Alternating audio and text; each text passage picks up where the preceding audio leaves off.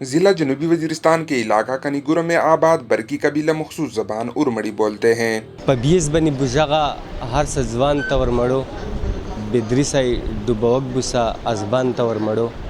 بدلتے حالات میں ارمڑی بولنے کا رواج معدوم ہو رہا ہے۔ خوشی کی بات ہے کہ اس کی بقا کی جنگ لڑنے والے سامنے آ رہے ہیں۔ ہم اس پر خوش ہیں کہ یہ اس کا ابتدا ہو گیا، اب اس حد تک پہنچ گیا کہ پرائمری اسکولوں میں لڑکوں کو بھی کتابیں یعنی فراہم کی جائیں گی، وہ کتابیں پڑھیں گی۔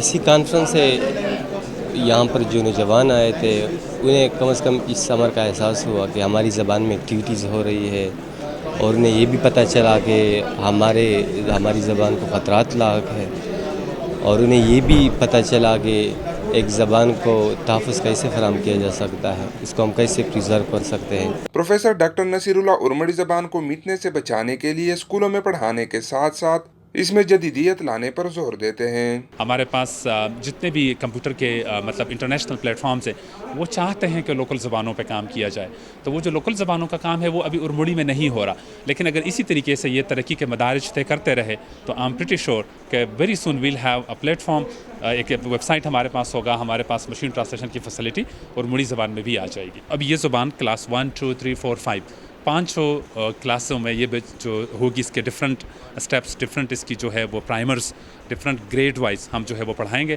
وزیرستان میں جنگی حالات نے علاقے کے دیگر معاملات کو تہ و بالا کیا، اسی طرح اس زبان کا استعمال بھی کم ہوا۔